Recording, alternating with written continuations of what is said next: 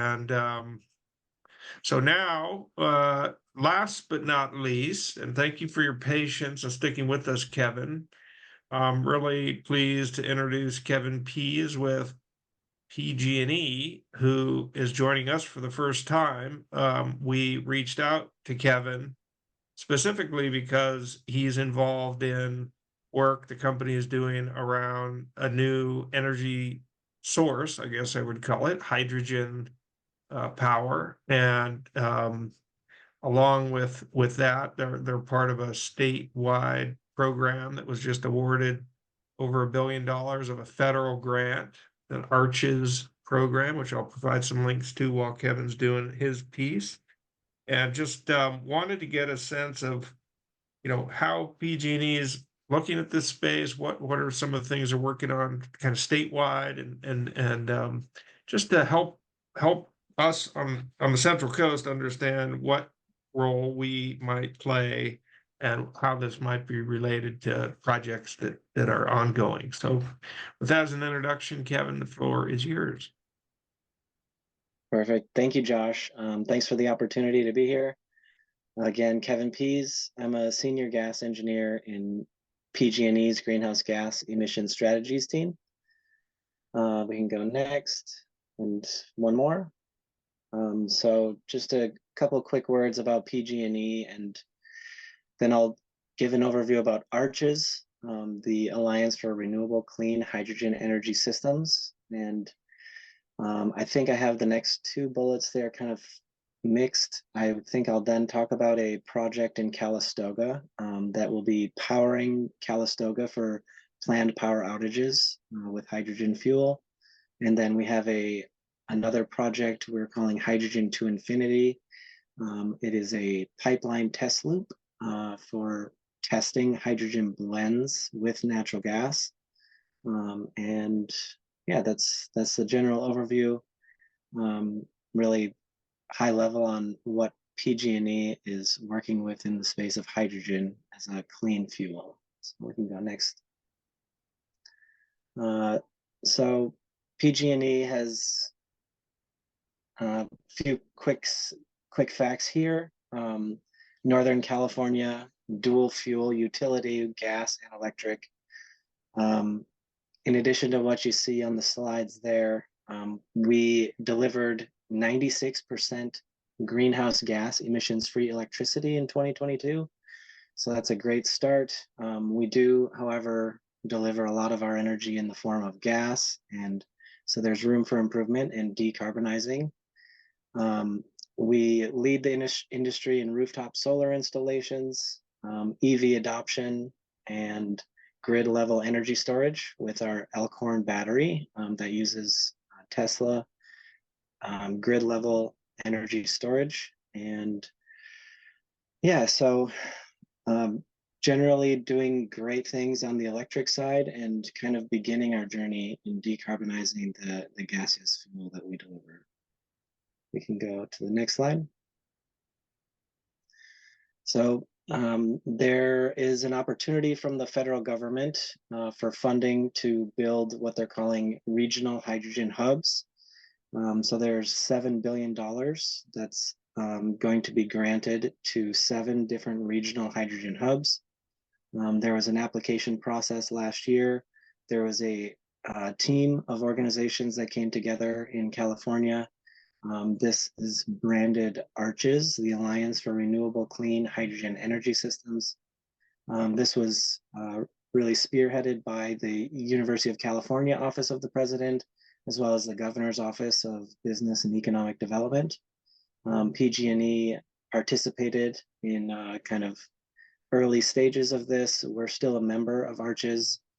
They have several projects that they're negotiating with the Department of Energy and how they would be using this $1.2 billion targeted for Arches, one of the 7 hydrogen hubs. And yeah, PG&E is not included as a project, but we're happy to be participating as a member of Arches. So let's see. The benefits from the federal funding will be directed towards disadvantaged communities. So A lot of the projects are focused in areas with higher air pollution. Ports, for example, will be decarbonized using hydrogen forklifts and the different equipment used to move containers around ports throughout the state. The Arches team estimates creating 200,000 jobs. And I forget the time scale on that, but I think that that's between now and 2035. And about half of those would be in construction and about half of those being permanent jobs.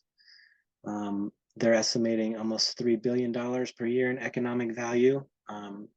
And part of this would be reducing health costs associated with things like asthma in these communities that do have higher air pollution. And then hydrogen generally is aligned with California's 2045 carbon neutrality mandate. So when hydrogen is used, there are no carbon emissions. It's important that the production method of the hydrogen is green. So they talk about different colors of hydrogen based on how it's made. And green hydrogen would be produced with water and electricity from renewable resources. And that's very important. Right now, the majority of hydrogen used in industry is produced with a method called steam methane reforming, which uses fossil fuels as a feedstock, and it does emit a significant amount of CO2. So it's important that Arches is leading on this effort by focusing on green hydrogen. And something that's very important to us, PG&E, and the state in general, there are a lot of jobs in supporting the pipeline system. So some of those jobs would be preserved through adoption of this clean fuel. And instead of moving towards all electricity, we have a significant fraction of the power or the energy that's delivered comes through the gas system, and the capacity of the electric system isn't really prepared for all electric. So having an option for a clean fuel is important. So preserving jobs through that. We can go to the next slide. So this slide here, this is data provided by University of California, Irvine, and it's really just to illustrate the scale of the opportunity when it comes to renewable hydrogen. The graph on the left, millions of kilograms of renewable hydrogen per year, or if you prefer, you could remove 3 zeros and it's millions of tons of renewable hydrogen. But you can see where we are now is essentially zero. And by 2030, on that time frame, it's fairly small, approaching 500 or half a million tons per year. But if you zoom in over on the right, that's already a significant increase, a steep increase. So the industry is projected to really take off. Alongside the regional hydrogen hubs funding, there's also tax incentives for producing hydrogen. So production of hydrogen is really expected to take off. Heavy duty trucking, decarbonizing at the ports, like I mentioned, aviation is a candidate for utilizing hydrogen fuel, and another application that I'll talk about next, if you want to go to the next slide, is for community scale microgrids. So renewable electricity can produce hydrogen that can be stored over long durations. It can be transported by trucks and possibly by pipeline. It can be transported by pipeline. There's currently about 1,600 miles of hydrogen pipelines in the US, mostly in the Gulf Coast area for refineries. But expanding the transportation of the hydrogen fuel by pipeline is economical. But anyway, you can store the energy in the molecule of hydrogen and deploy it when you don't have your renewable energy resources online. This project in particular is an effort that Calistoga is impacted by what is called public safety power shutoffs. So if there's high risk of wildfire, they have been shut off with their electricity. This project, using hydrogen fuel cells, will be able to power the town of Calistoga. Sorry, tracking the chat here. I'll come back to that.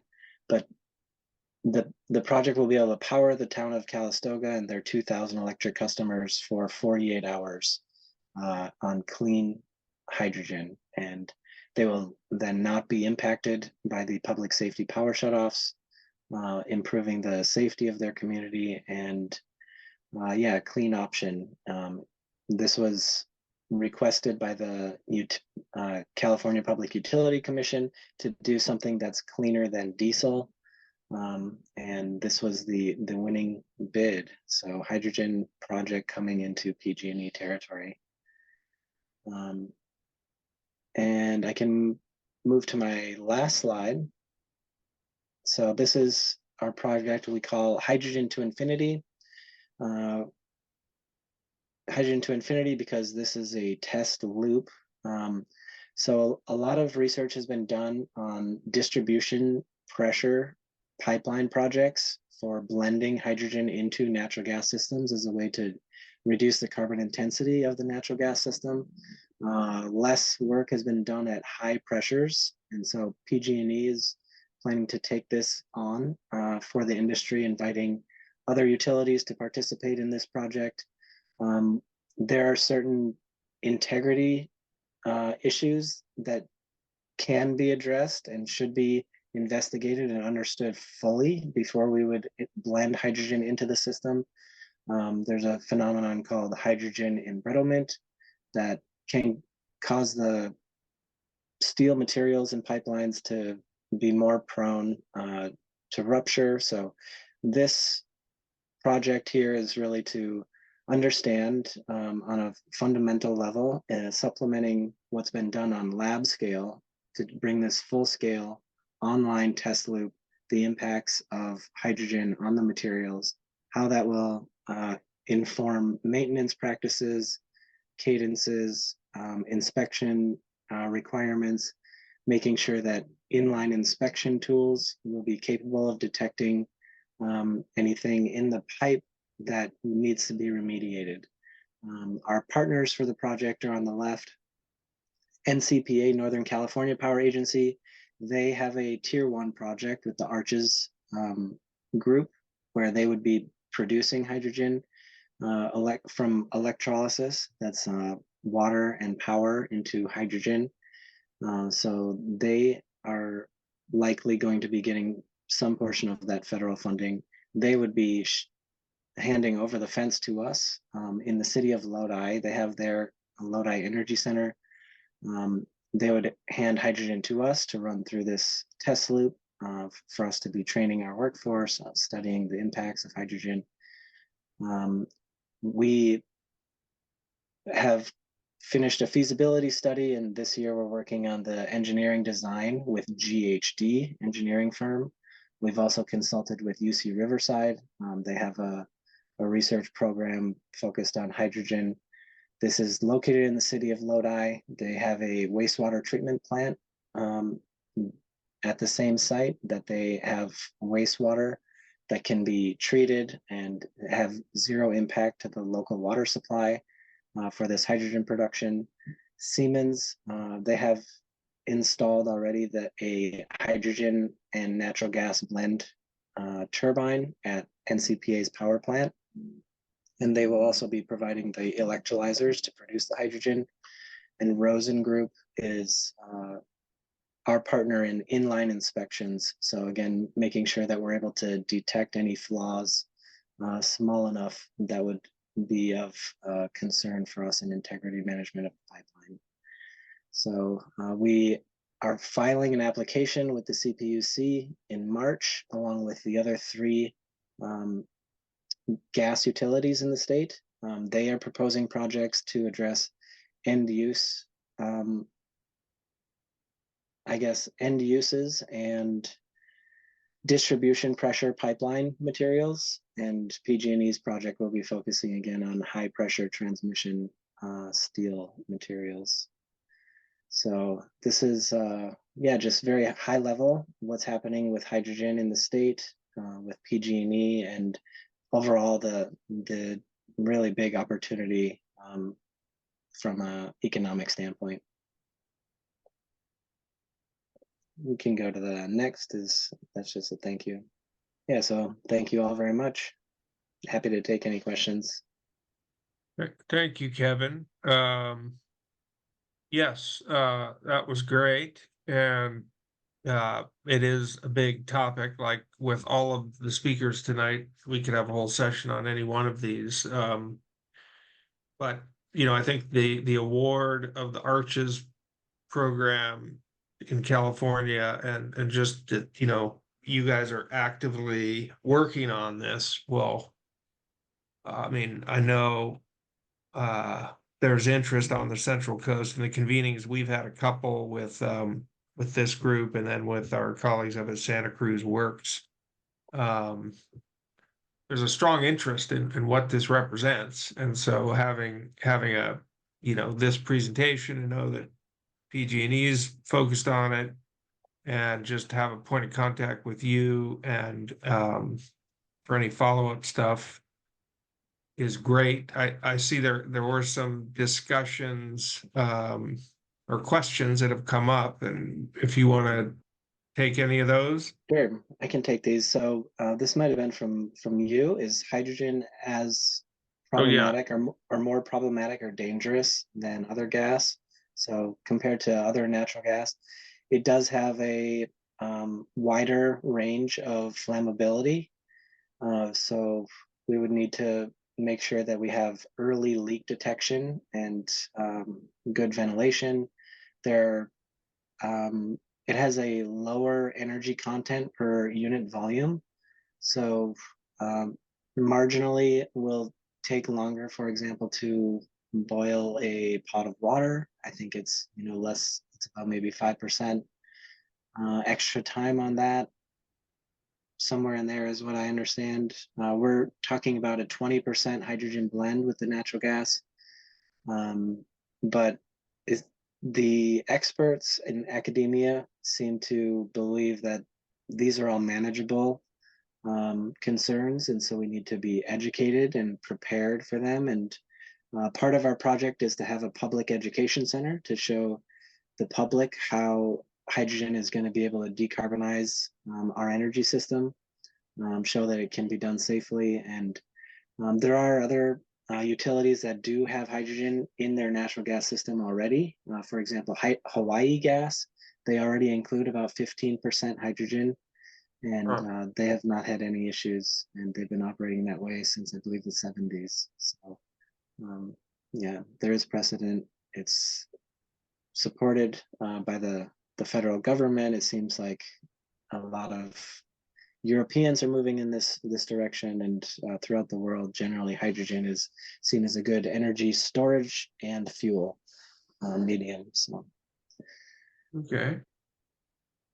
I saw there was some questions about biomass to hydrogen, or biomass to energy. And there's from the ag space, the idea of using ag waste in that chain.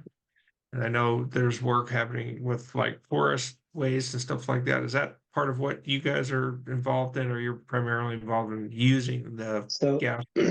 at this time, we're focused on making sure that we could in the future include hydrogen into the gas system.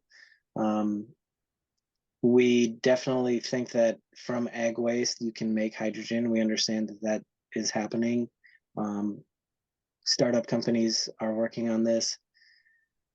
It's not, we're not prepared to procure hydrogen at the moment, but yes, I think ag waste, municipal solid waste, forestry waste, all of these things can be a feedstock for hydrogen production.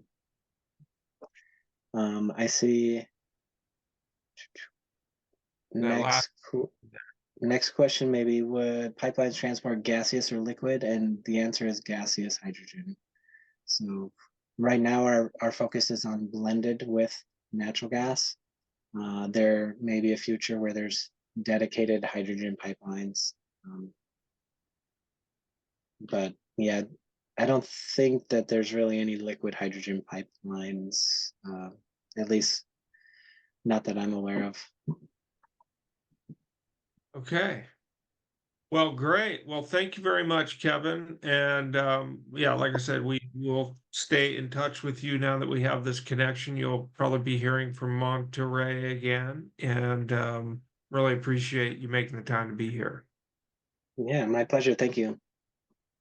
So I think we'll just kind of move along. Some opportunities to stay engaged with activities upcoming. Some of them here. Pay attention for those on our newsletter and social media stuff. Into the next one, we have a thank you to all the speakers, and especially those who have hung around to the end, and our sponsors once again. And if you want to get your logo up there, feel free to let us know. We're happy to welcome you as our newest best sponsor. And we'll be doing this again in February, something interesting. So this is one that will be largely led by IIED, but we'll always support as we can. And Christina, yes, we'll get more folks online next time. But the good news is we've recorded everything. And so we'll make this available. But we'll definitely appreciate spreading the word about these events and look forward to seeing everybody sometime soon here. So thank you all for making the time and enjoy the rest of your evening.